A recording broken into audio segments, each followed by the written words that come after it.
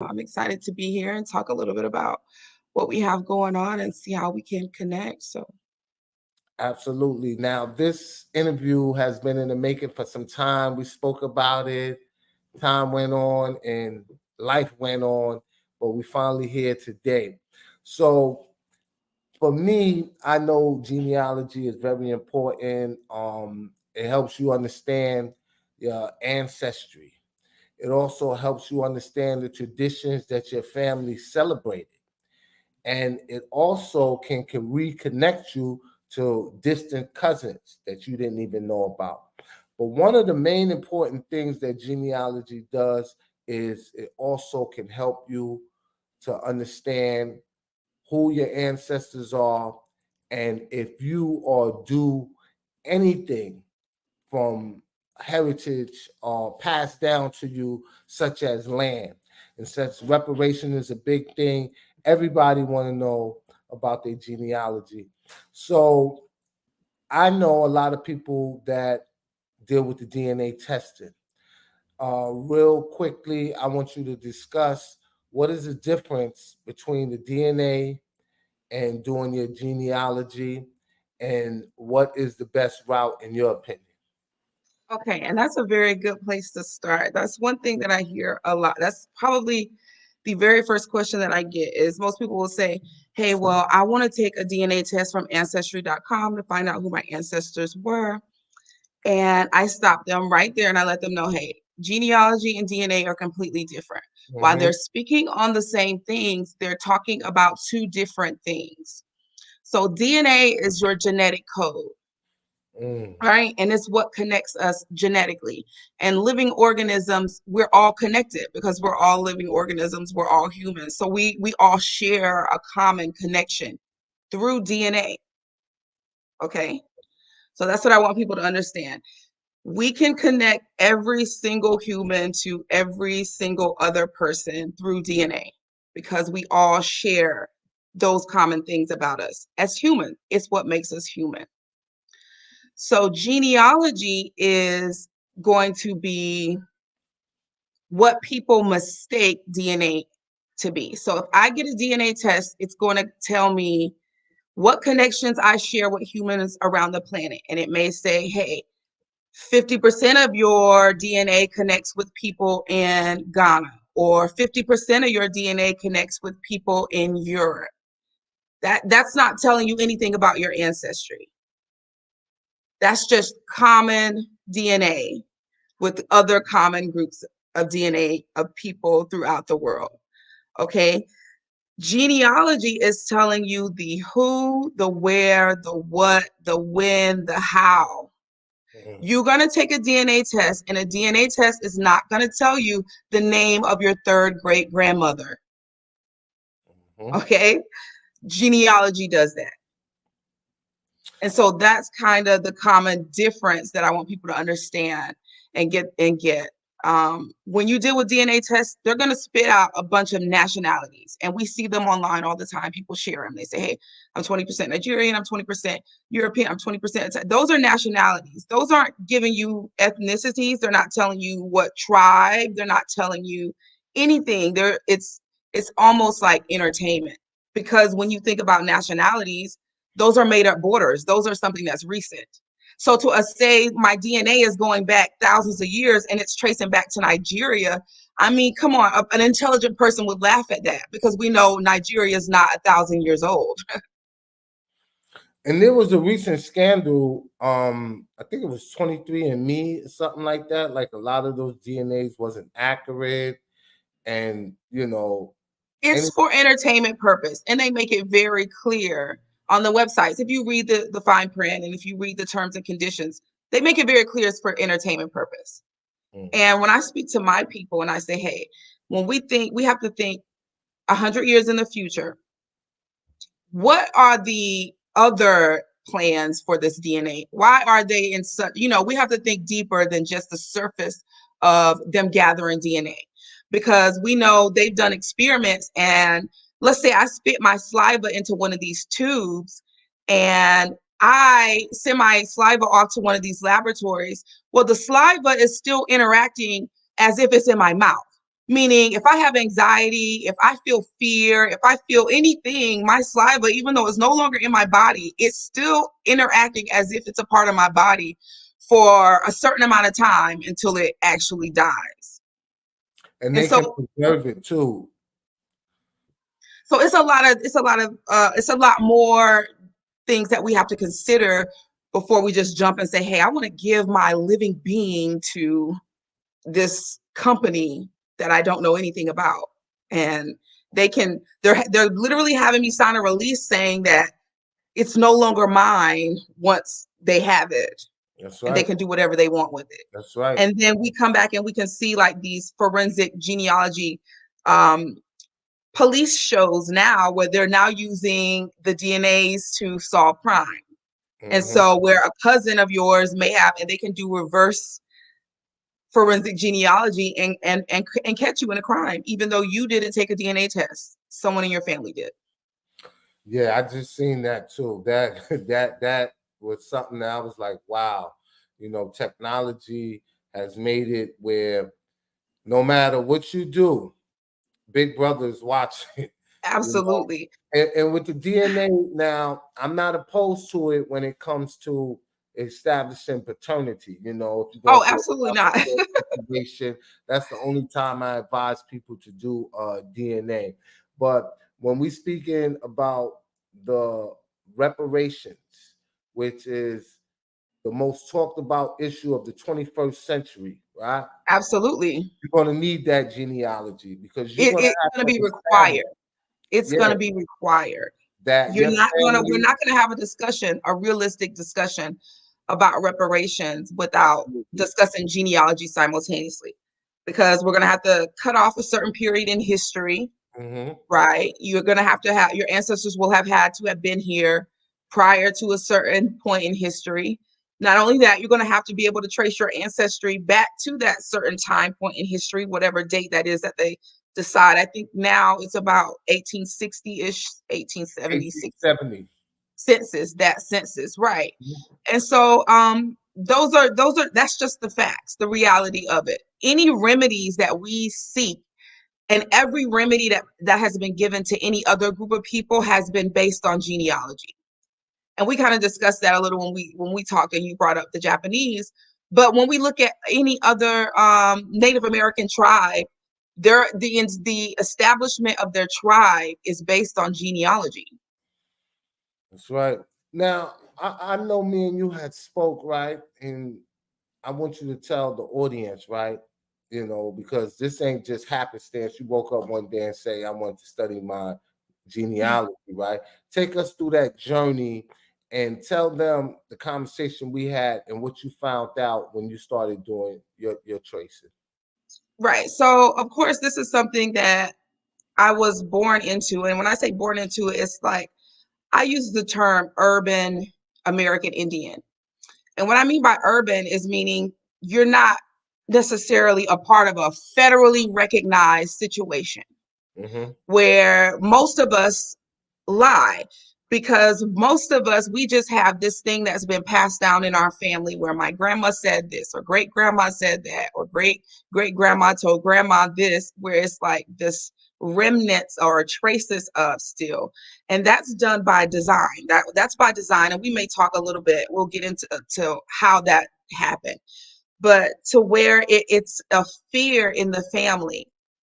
And 2 generations ago, these are things that you could have been murdered, or you would have been murdered for speaking about. Speaking a language, claiming to be indigenous, claiming your tribe. If your skin was too dark and you were claiming to be of a certain tribe or heritage, they would kill you Mm. if you admitted to them or if you spoke your language. So the fear that has been embedded in our ancestors, to where it may be just something that they say and never speak of in detail. So that's kind of where it was. And for myself, so we grew up that way. But anytime my grandmother would have gripe with the government, as far as like um things weren't going well, or if the government was providing any sort of relief for the government, right? She would always have me. I guess I'm the family researcher. I spend time with her. So So she would always ask me or have me look up things, and she would say things like, well, look up and see what the Indians are getting. And so it was like a running joke in our family, like, this lady drive a Cherokee, she thinks she's a Cherokee. Like, we would just kind of like play it off and joke it off. But she had cousins who were a part of tribes, federally recognized tribes. And so we didn't make the connection really to why she would wonder, okay, so if I got to register as a Black farmer to figure out what's happening to my land, but my cousins who are Indians can get relief through the tribe, where's that disconnection? What happened there? We're related to these same people. These are our blood relatives. So what's happening there? What's happening there? So when we start looking and sort of digging into her ancestry, she would lay it out plain for us. This is what she was told. And so it was just going and looking at we don't listen enough to our elders. They get a certain age and we sort of discount what they're saying, or we'll just write them off as crazy or senile or whatever the case may be. But these people lived through some things, and now they're at an age in their life where they feel like they can just now start to talk about these things openly, because in their day, that's not something that they could speak about safely and feel safe and feel secure. And so I was the person who would sit and listen and give my grandmother the space to talk and tell me her stories. And so when she started telling me her stories, I would just be like, wow, this is a lot to unpack. So I would start digging, and then with me digging, I would come back to her with what I found. What do you want to do about this? What can we do? And so when we start trying to remedy our own family situation, I start realizing Black Americans share a common history. And as much as we like to connect with Africa, I like to connect with Africa as well. When we unravel and when we trace our ancestry back through history in the proper manner, we have to go through Native American, American Indian tribes before we ever reach Africa in our ancestry. And that's just a fact with every single Black American. We will find American Indian ancestry in your genealogy before we find the first African. Because you always go backwards, right? We're going backwards. Mm-hmm. You're walking backwards into history. Because when we start walking back through history, we think about these modern names. Well, you're not going to find any ancient African American artifacts in America. You disappear off the pages of history and time itself in 80 years if you're calling yourself an African American. There are no ancient African American artifacts in America. You're going to have to change your name. So within 50 years, you're going to change ethnicities, you're going to change race, and then you start realizing you're the only group of people that keeps happening to. See, we have to understand what makes us unique and what makes us special as Black Americans. We have been conditioned to be so inclusive of everyone else because we're trying to fit in. We're grabbing at straws. We're reaching for something. So we want to reach at the grass at the larger picture. And the larger picture puts us in a diaspora that's not under our own feet. It puts us in a diaspora that's somewhere else. And I'm telling you that when I dig in your ancestry, for the next 400 years, we're going to be talking about people that bled, that died, that laughed, that had children, that escaped, that created towns, that did everything right here on the ground underneath our feet. How dare we discount their stories and jump to another continent? Let me stop you right there. I want people to know that although there were slave ships that brought out people from Africa, right? And we're talking about 1619, Jamestown, Virginia. We all know that story so well, right? That was a very, very small percentage. Most of our people was already here, right? Right. Now, when we deal with that history, a lot of it has been erased. And just Absolutely. And recently, then they're telling a twisted story. But when you ask the average Black American, foundational Black American, they learn to be African in school. We were yeah. taught to be Africans in school. Let me ask you this, right? Because I want to stick on genealogy, right? And I want to show our foundation Black American family and anybody else that may be listening for that matter, how important it is when we're dealing with the court system or we dealing with anything, whether you inherit land or you trying to get certain benefits or set aside that was for a specific group of people. There was a recent lawsuit that the Freemans won, right? And I think many of them are receiving benefits now. I want you to speak to that to let our audience know about that. So, right, the Choctaw tribe of Oklahoma just overturned a ruling that they had before, and they say the descendants of freemen are now accepted into the tribe. So that's huge. We hear the term freeman and we think slaves, and I don't know what the average person thinks when they hear the term freeman. But if you know anything about history and if you know anything about um, American Indian tribes, you know that they were the very first people to be enslaved on these lands. It Mm-hmm. doesn't take, I mean, you don't have to know much about history to know that. The very first slaves on this land were American Indians, okay? Before the first Africans were shipped here. And so there's periods of time, whole periods of times where there's nothing but American Indians being traded. Okay.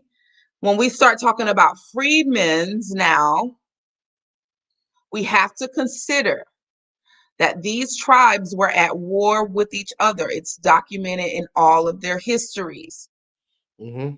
that they held other tribes and they sold them the same way we have that same story about the Africans sold each other into slavery.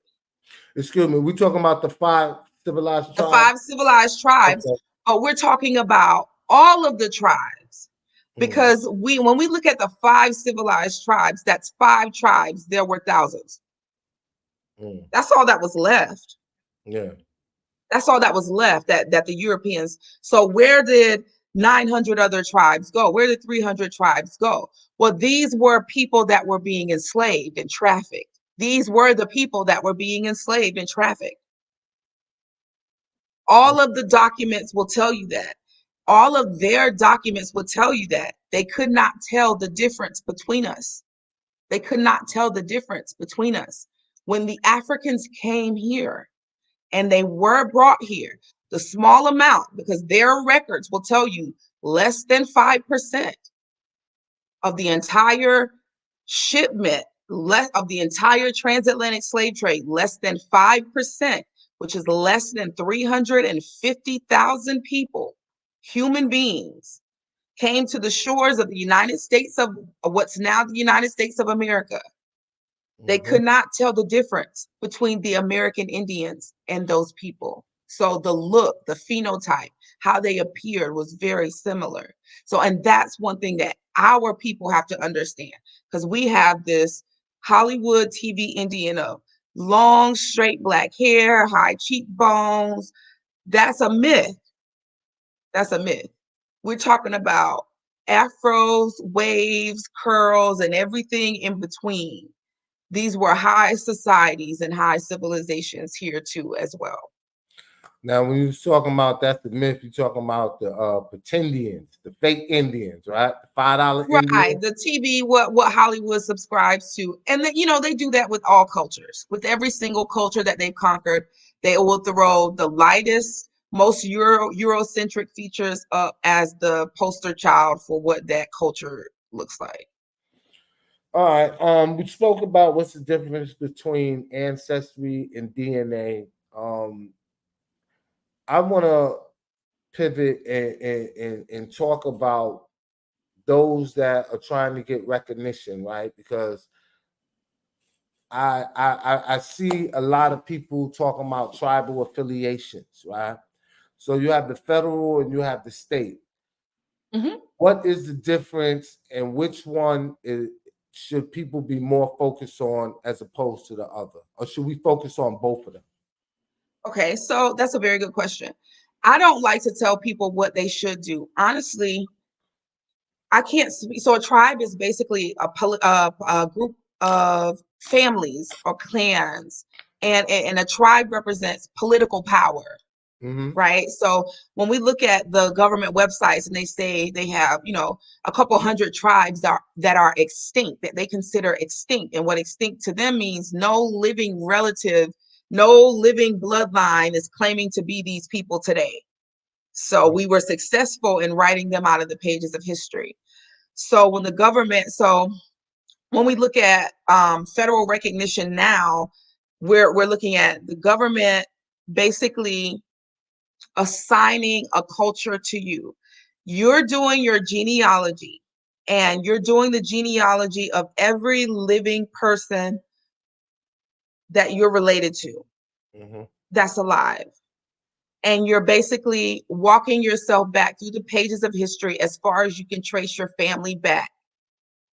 Mm-hmm. And essentially what these federally recognized tribes do is they sue the government and they say, hey, you can't tell us who was here before you got here.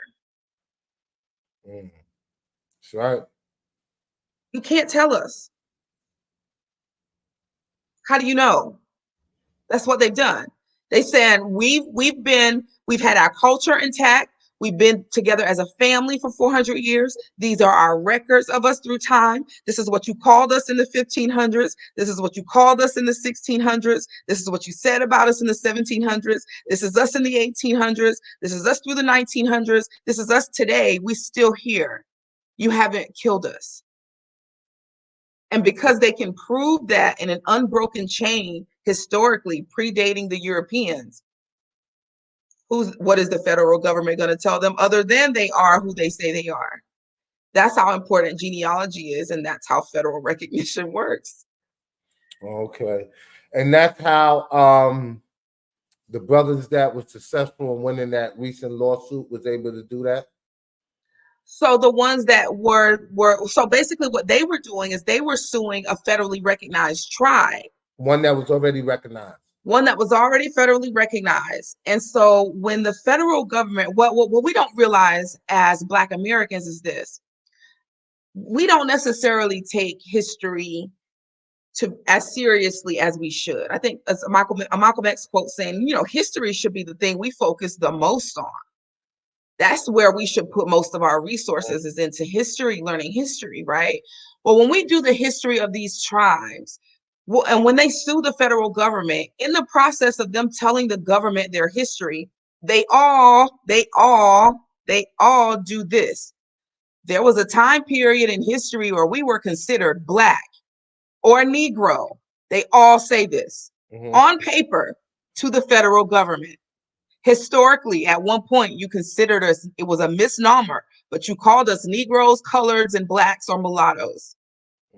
Well, who else does that sound like? Who else historically shares that, where they were labeled Negroes, Blacks, mulattoes, and coloreds? Those that are Foundation Black American. Okay.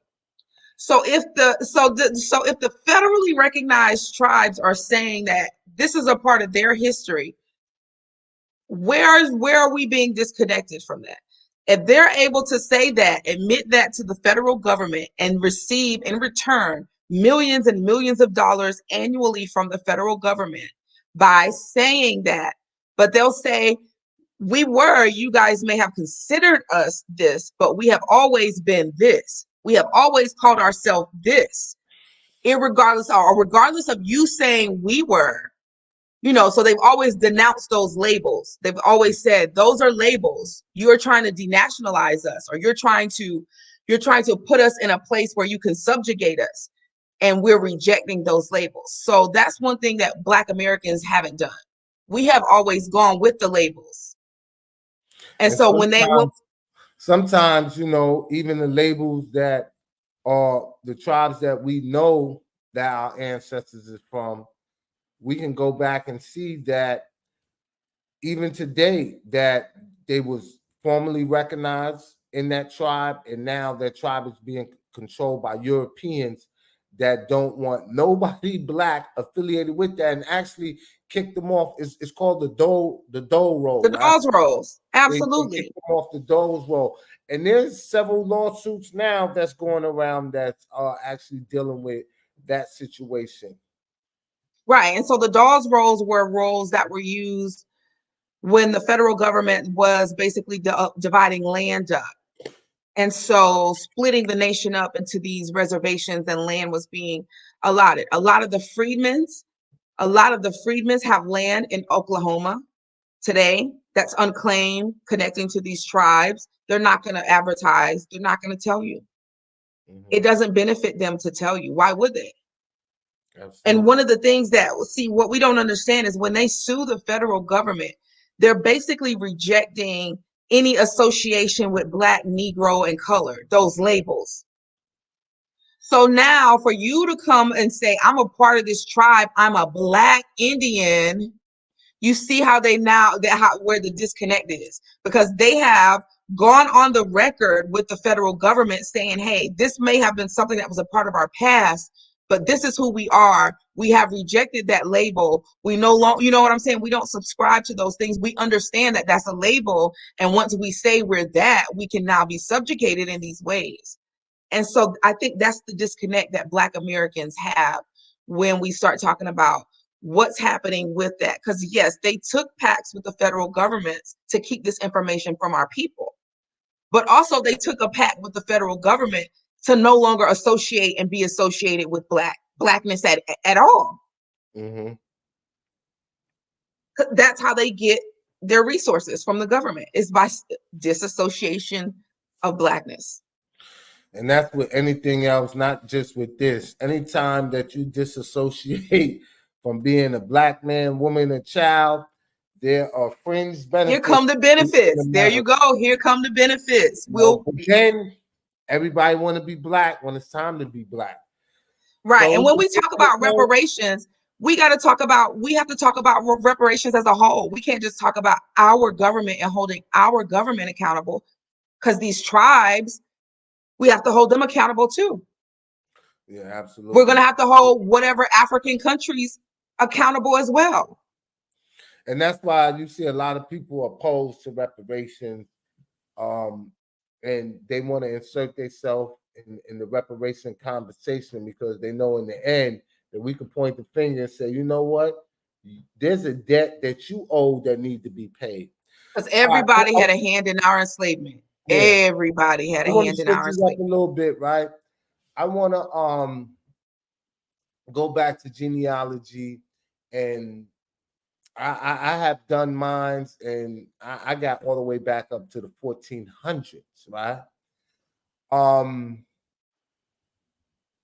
I want to go into the places that people can find out online. There's a lot of information online. Even when I went back to, I seen my family. A lot of them was in Charlottesville, Virginia, right? Mhm. And then I started looking at court records and records that they had online, and then I wind up seeing a will where one of the slave masters' friends was a lawyer, and he actually left, his slaves and an individual that was a member of my family that he had To children his from. friend. He Wow. he left them land. Yeah, one of his friends was a lawyer, and he had him draft up a will. And my aunt was the one that really helped me dig everything. She was like, "Look up this person, look up that person, look up," and me and her we started putting everything together. Um, but other people that's novice and they want to know about their genealogy and they want to go back, what is the first thing you will advise them to do? Start with themselves. So you are the first branch of your tree. You Mm-hmm. are the first thing on your tree, the leaf, whatever you want to consider yourself. Start with yourself. So it's very simple. It's hard work, but it's very simple to explain, and it's very simple to conceptualize. So you're going to start with yourself and you're going to work backwards.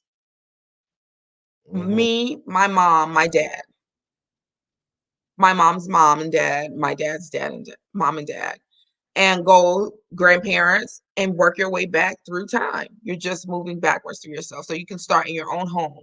And so when we talk about genealogy, what sets genealogy apart? What makes genealogy so finite and so set in stone? It is the documentation. So when I say start with you, you're going to start with your birth certificate. And then you're going to find how would you connect yourself to your mother and father through documentation? What documentation connects you to your grandmother? That's how you're connecting yourself to the people. So it is the paper trail of your bloodline. Birth certificates, death certificates, marriage license. Like I got so much stuff in history that's Census online. records. So ship manifests, any kind of court records, any newspaper article that was published on them. It's just so much documentation. So you're gathering documentation on each person in your family, whatever that paper trail may be, and the stories that's attached to each person. I mean, it's going to be a lot to take in once you start seeing the documentations that you are accumulating for each person. You're like, wow, like this is me. You know, there's a saying that's very popular, know thyself. To know thyself, and people know when they say that, they're always speaking about ancient Egyptians, and it's just like, no, do you know what your great grandma's middle name was? Know thyself in the simplest sense is to know where you came from. Who are your people? That's a saying in the South. That's the first thing an elder will ask you. You know, when you bring a young person over to your granny's house to eat or to meet the family, and the first thing your granny's going to ask is, who your people? She want to know who they people, who where they come from, who they kin. Yep, because you might be related. Exactly. You might, and don't bring somebody that you call yourself dating over. That's the first, because they want to know if is that your cousin, and they're going to tell you. Yep, absolutely, absolutely. And you said it earlier. Malcolm X said how important knowing your history is. I think one of his saying is history rewards best those who research. Right. Speaking of research, I want you to start telling us about this book. Let us know about your book. Okay, so I basically what I put together was a workbook that teaches you how to walk backwards through time in your own bloodline. And it gives you a step by step. Not only does it give you step by step of how to do it, it gives you the online resources of where you can start. It gives you a little brief history of what connects you to the different tribes on this land. You know, so we'll go over the brief history, and then I have several examples of what you're going to encounter as far as what paper genocide looks like. Because as a Black American, you will encounter paper genocide. And what paper genocide is a term that was coined, and it was just basically the erasure of either your family through their last name, through their ethnicity, through their race. On paper, you will witness it, you will see it. It's as clear as day in the paper. So you will see people be born Indian but die Black on documentation, or they will be born colored and lived as a mulatto but die Black. Absolutely. And so that's common. That's paper genocide, because how is that possible? You'll see somebody be born a white person and die a mulatto, or be born a mulatto, die a white person, you know. So, and it's just like this changing of what's really happening. Who has the power to do that? That's one thing it will let you know that there's a powerful hand involved here.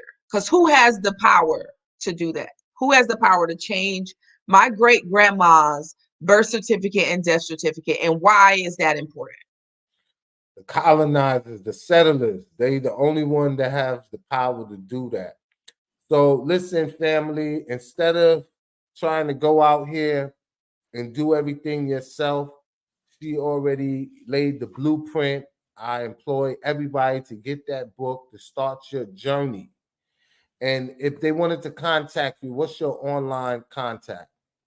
So they can reach out to the organization. It's findyourtribe.org. So find your tribe, like or YA tribe. On all social media platforms, I'm at Ronica. But yeah, if you go to the website, findyourtribe.org, it links to the Instagram and all the other social accounts, as well as email, classes, lives. There's a shop there. I mean, it's everything for you. There's a blog where we do live research, and it's just like a community of people. So sometimes we get on there and we'll do a live video for 2 hours where we do live genealogy. And you get on and you tell me, you say, hey, I'm stuck at the 1870 census and I can't get past there, and we'll hop on and we'll say, hey, let me try this, or you tried that, have you tried that? And so it's a community of where you can do live research. So I'm telling y'all, family, a lot of y'all believe that, this reparation thing is a pipe dream. And, while y'all asking the government, we're not asking, we demand it, right? And with those demands come a lot of things, right? So whether we see it in our lifetime, what about your kids' lifetime, right? Right. And So so you want we're laying the blueprint for that. yeah. So you want to leave them the genealogy to prove that their foundation Black American and that their lineage comes from those who was enslaved over here, and they could trace their lineage back to the 1870s. So this is how important it is. The sister got a book. She do online. So y'all need to get with her. All right. Before we go, right, I want you, because I know you do, you say you do online, you encounter, you help several people find out their lineage, right? Without saying any names, because so I know certain things are personal. Can you give us a story of something somebody was looking for and how you helped them and how it benefited them? So we have a couple of families that are in the process of recovering land. And we're not talking about a few acres. We're talking about like 40, 50 acres of land. That's a lot of land. We've had families where their whole family has been re-enrolled into federally recognized tribes through genealogy, through Ancestry. We've helped NFL players trace their genealogy and connect them with their ancestors' old farmlands and properties. One thing that is common and that we share as Black Americans is that we all have a story that was passed down to us in our family where our family members feel like they were taken advantage of historically. So there'll be a story where, those stories like Oscarville, Georgia, where Lake Lanier is, that's not a unique story. Those Black massacres happen all over the place. And so you won't know that that happened to your family unless you do your genealogy. Those are stories that are uncovered through genealogy. So when we start talking about finding remedies for the things that we have, the trauma that our ancestors went through, that's going to be uncovered through genealogy. We all have those traumatic stories where we were ran off, or someone was accused of something. They said someone did something where that wasn't the case, and they weren't able to get a remedy. They were accused of raping somebody, or they said they murdered somebody, and that was used as justification to take this or to do this to them. And that is just a commonality that we all share. Absolutely. Have you seen the movie Silver Dollar Road? And that's an exact story. But one thing that I wanted to touch on is that the Silver Dollar Road is such an important documentary because we don't understand the remedy that we would have if those people would do their genealogy.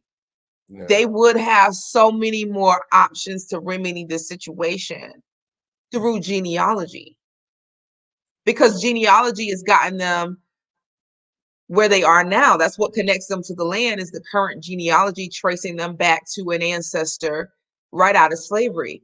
Well, if they just jump that hurdle and go, past slavery and into slavery, that story is a lot deeper than what that documentary is letting on. And I Yeah. think that's where they are disconnected, because if they just connect themselves to the land historically through genealogy, now that becomes a historical place. Now that's history. Now those graveyards are historical markers. Mhm. Now that's the part of the fabric of the country. And they protect those things. Those things are protected and they are handled differently than just, Negro remains. But one of the main problems, right, that arise from that situation in Silver Dollar Road was not that they couldn't connect themselves to the land, because that was proven, right? Is that it was passed down through inheritance, right? Heirs And property. his property, exactly. That's the Hmm. word I was looking for. And one handkerchief head Negro in the family went behind the family's back and sold his portion. You know what I mean? I think it was like 13 acres. And just so happened, it was the acres that was by the waterfront, which was the most valuable one. Yeah, So what we that's gotta no, do, that's done by design. That's all yeah. of that is done by design, because with heirs property, you can't set one person can't sell heirs property. It's that story is so much They found a deeper. loophole. They found a loophole where they can do it. But this is why I want to say this to the family, right? We gotta start studying, right? And see Hmm. what our ancestors did, and see what remedies are out there today, right? Because just like how they found a loophole, there is a loophole. You got to put it in a private trust. You know what I mean? You got to put it in a family trust. You got to put it in a business trust. There's so many different ways that you can do it where one person can't sell the land. The land belongs to the family. And if you're not a direct bloodline or show lineage to this family, now we're Yep. back to genealogy again. That's Then all a you have to tribe go do is. so. That's all a tribe is. We don't understand that. We've lost that connection, but that's all a tribe is. Right. Prove you belong to us. Mhm. Prove you're connected to us. And so when we pass things down, right, grandma's house is going to be grandma's house forever. It doesn't matter if it's 100 years from now or 100 years in the past. It was her house 100 years ago. It's going to be her house 100 years in the future. And I get stories from time and time again. I just read a story the other day where an individual actually brought back house that was sold out of their family, and they just brought it back. You know what I mean? To keep the memory of the family. Michael X, he just bought the house that he was born in, as well as the whole entire block. He bought the whole Wow. entire block. And he's renovating those houses in Indianapolis. So that's what we have to do, because let me tell you, family, they're making everything, right? We can make another shirt, we can make another microphone, you can make another table, but one thing you cannot make is land. More land. And we gotta hold Absolutely. on to the little bit that we have. So in closing, sister, is there anything that I didn't ask you that I should have asked you, or that you want to say in your last closing words? No, I would just encourage everybody to take time out. The holiday season is coming up, right? And so we'll be spending time, whether you celebrate these holidays or not, you will probably be around your family and get to spend time with them. And so use this time to talk to your elders. Find the oldest living person in your family, and give them some love and spend some time with them and some appreciation with them. Audio record it, video record it. This will become a family heirloom to you in the future, whether you realize it or not. These stories and this time and spending that time with your family. So just our elders are waiting for us to reach out to them. They have a story to tell, right? Mhm. They want to tell us these stories, and so they're just waiting for us. So if we can just take the time, we always on our phones. We always got our phones out, put it out and ask them some questions.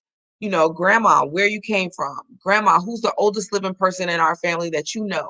Grandma, what's the oldest town that where we're from? And ask those questions and you'll be surprised. You will be surprised. And that will start to light some sort of fire in you to want to know more. Yeah, and I definitely know when you say that what you mean, because my father is the oldest living male on that side of the family. So I'm getting all the history. I'm getting He's a all library. They say when an elder dies, the library burns to the ground. That's a absolutely. saying. So put a camera in front of that library and get the stories. And though it may not make sense to you now, 5 years from now, 10 years from now, your children or your grandchildren might be faced with something where that story now makes sense. But Uh, had you not had that recording or had that audio of it, and pass it on to them, they may have never known it. and he has his grandfather's um birth certificate. You know what I mean? So it wasn't really hard for me to go that far back because he was showing me, and then I got pictures of everybody from, so we building that tree, the roots are strong. Do you And guys still do family reunions? oh yeah, absolutely, absolutely, absolutely. It's not as big as it was when my grandmother was here, but the younger generation, we're doing it, and more people are joining on. Now on my mother's side, that was the reunion that everybody wanted to go to, because you was meeting people that, and the last one that they did I didn't go to, and they said that was the best one, and I said I They would always say never, that when you miss one. yeah, I would never miss another one. I would never miss another one. I was like, man. And then you know what, being that I'm the filmmaker, nobody filmed it, I'm just like, yeah, I'm not missing the next one. So we're gonna have it. I think we're gonna have it in Charlottesville, Virginia. My on my father's side, we usually have ours in Harlem every year, but I'm gonna attend both of them. So one more time, I want you to give your social media and how people can find you. So findyourtribe.org. You can see it behind me. Okay. At Ronica on most social media platforms, or findyourtribe.org. The social media platforms for that website specifically is right on the website. So yeah. All right, family. I just want to let y'all know to support the sister. Go to her website, findyourtribe.org. You said it Hmm. was org, right? Findyourtribe.org. Make sure you purchase that book, because that book is going to be your roadmap to start journaling Yep. and documenting, what your family told you. So during this holiday season, I'm sure she's going to have a sale, Black Friday sale, Kwanzaa sale, and this is the time that we're going to be around family. So with that, man, I want to thank you for coming on. I want to Thanks for follow back having me. up and do another interview. Because the information you have is very, very valuable. So Thank with you. that, I'm gonna say peace and Black Power, family. Peace.